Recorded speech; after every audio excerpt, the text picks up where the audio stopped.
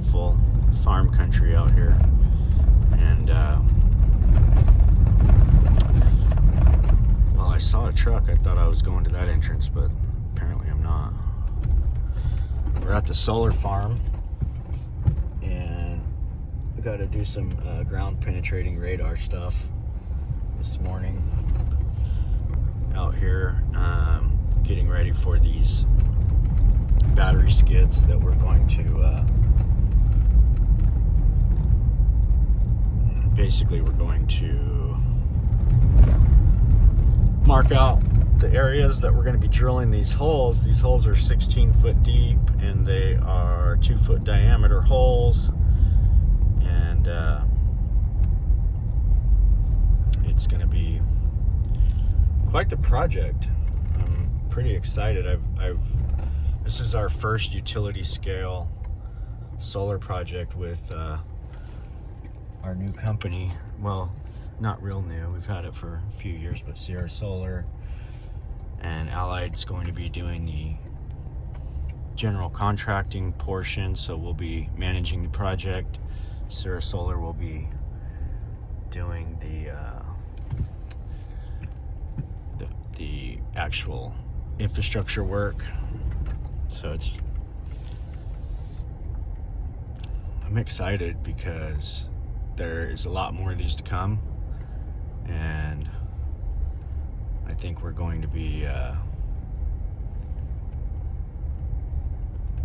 doing more of these. We might be getting into a lot of this kind of stuff. So all of the locations are at these basically like mini substation areas where you have these transformers set up, and I think the battery systems are going to go like right here. I'm not 100% sure, but we're going to find out here shortly. What we're going to do is mark this whole area. That way we can know all of the wiring that's underground, and that's just going to make sure that we're not drilling holes where we shouldn't be. So that's the plan. Gotta get these plans out. So this field here is roughly 300 acres of all solar. 300 acres. So I mean, our ranch that we have is around 300 acres. I couldn't imagine the whole thing being all solar, but you can only imagine how much power this thing puts out. And now that they're going to do the batteries, that's going to enable them to basically store the power, the excess power from the daytime, and sell it off at night, which allows for a higher rate. So these guys are always figuring out a way to squeeze the most profit out of these projects. And it seems like since the power companies dropped all the rates on all the power, and because that's what they did to everybody, they tricked everybody. When everyone got solar like this, once everybody got solar, then the power company just went and raised the rates so that it didn't make it like such a incentive anymore to even get the solar. So they always do something, but now people are going the other way and they're getting the batteries. And so the peak rates are at night when there's no sun.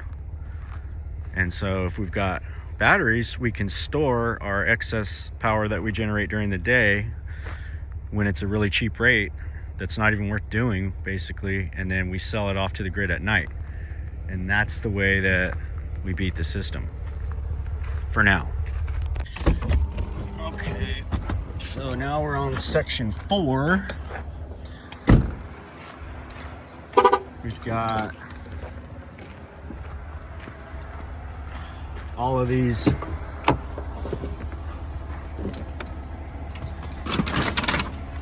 transformers take these batteries. So we've got 6 locations, 12 batteries total. So we just did 7. We're going to work our way down this whole row. I think there's 4 of them here that have to be done. So and you get this one marked out on the back side there. That's where that's going, and that'll do it. Okay, We are all marked out. We just marked our last location. One whole can of paint. So there's two that are kind of oddball. This one here, the units are going to cross the street and set over here. So they're going to set along that array right there. And then the others, all of these are all uniform. They set kind of long ways. And then that other one that we first started on. But yeah, super pumped and blessed to be able to have this project. It's been, we've been working on this for about 4 months to secure the contract. And it's finally coming to fruition. We're actually out here doing something. We have a contract in place. And we're gonna start construction next week. This will be kind of a fun one to document the process of how we do it. It's our first one, so we've never done anything quite like this, and hope we don't screw it up. And I don't think we will. It's not rocket science, it's just something we've never done before, so just got to make sure we get it right. So now I'm going to go over here and see if I can't find the radar guy, and I want to see his process. I've never even watched one of those guys do what they do. He's basically detecting everything in the ground, all the wiring and everything that's underground here. We have to be very careful. If we hit the wrong thing, we could shut this whole site down. And you're talking about 300 acres of solar production right here is a lot. So yeah, I think we're on the right track. Let's make sure. I'm going to look at my site map again, make sure we're not doing anything with this one here. Well, we're back at the yard this morning, Saturday morning here. We've got the mobile home mover meeting us. The second one I've had out because the original guy that moved this, I really like him. He's a very nice guy, great guy, but the last time when I brought this in, it cost to move it from way out west of town at probably 10 or 15 miles and set it up here. And he had to take it apart on the inside, so he had to split it in the middle. And it's already split in the middle inside. So that's him right there. He just showed up. But he wanted $13,000 to move this, so we're gonna try this other guy and see what he thinks. See if we got something here. Good morning. Well, we finally got a guy to move our double wide, so for a good price. The first guy, it was crazy. He wanted almost $14,000 to do that. What the heck is going on here? Something crazy going on right here. What happened? I'm assuming this is shut down, huh? Oh, we got like, a big wreck. Something bad happened, okay.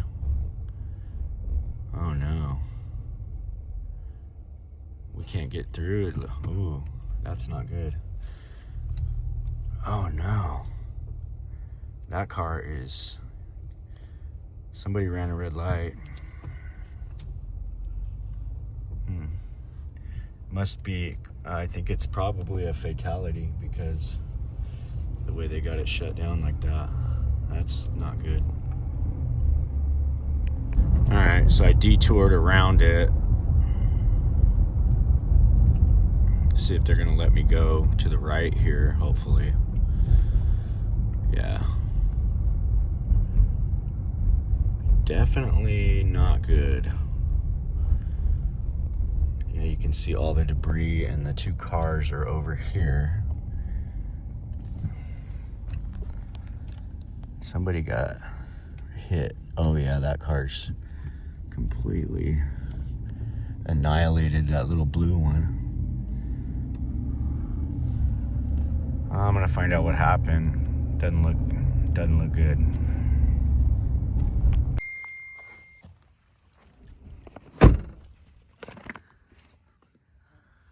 Yeah, that's normal.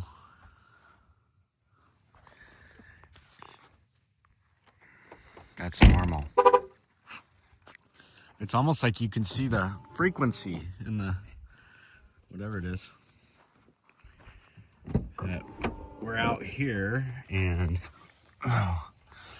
we've got this little pad I started on the other day. I didn't do much. I really literally just scraped the top surface.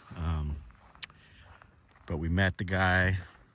He agreed to move the thing out here for us, so I need to knock this hump. I got a little hump here.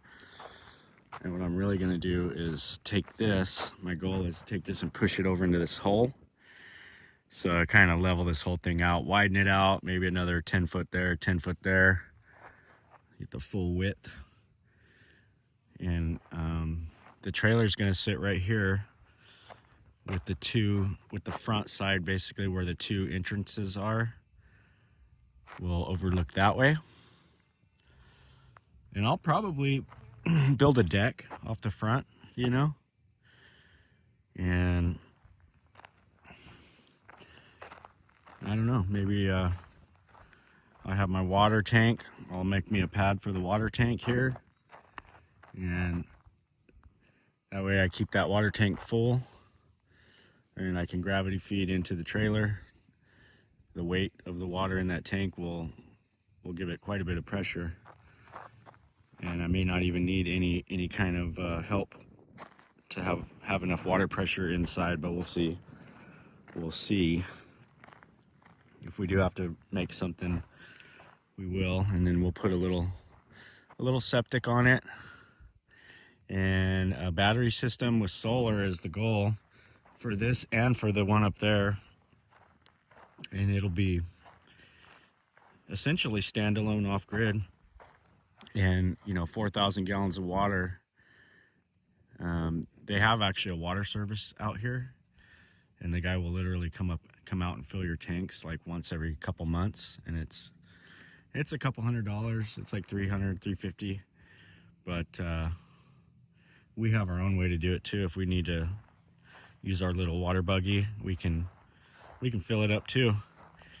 And it's just so peaceful out here today. I mean, just quiet. Very, very calm little breeze, barely any breeze. You can see that fire got close right there. And it's already green. It's already growing back. But being here where this is at, I don't think, I'm not too worried about fire. Got one over there. And have our other place over there. This is going to be the compound we're going to have.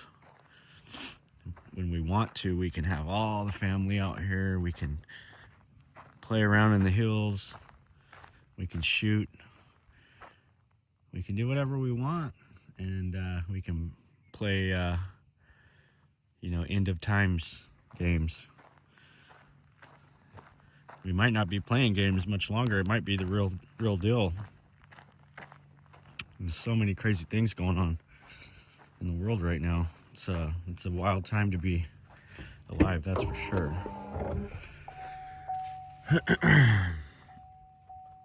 But we're gonna go up here and get the skid steer, bring it down. I'll do my rough cuts with the dozer, and then I'll trim it up with the skid steer and try to make it look pretty. And then we got to get back home. So spend a couple hours out here and then get back. So I figured I'd walk up here and get that. That way I'll leave it down here with the dozer in case we need it when the trailer gets here.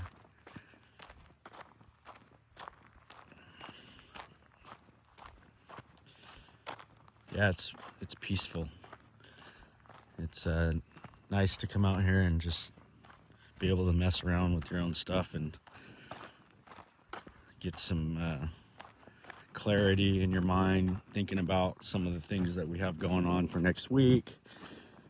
Kind of just work through all the scenarios in my head while I'm not in a rush or anything like that. I find it a meditative, I guess you could call it.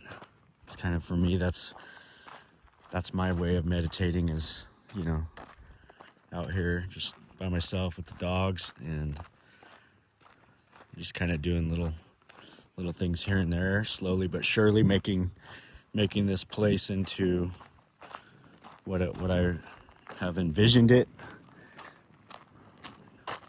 over all these years. And I've slowly got there. You know, got a long ways to go, but slowly but surely we're getting there. Last time we were here, we had to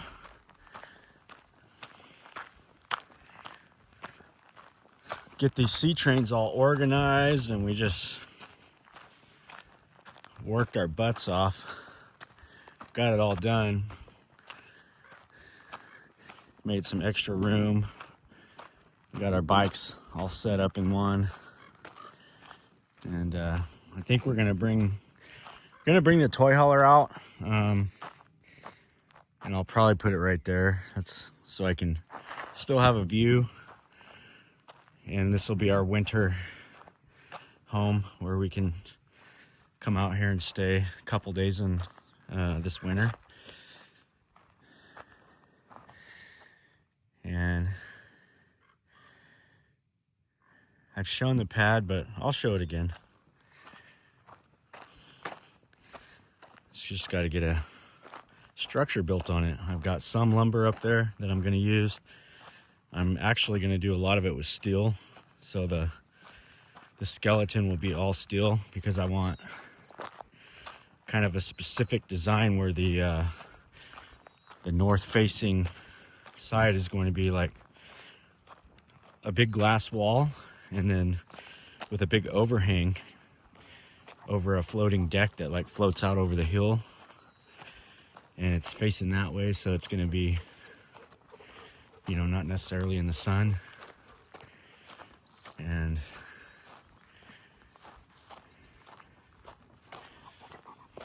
this poor scissor lift, definitely seen better days, but still, she's still a runner. So we got our bathroom right here, kitchen right there,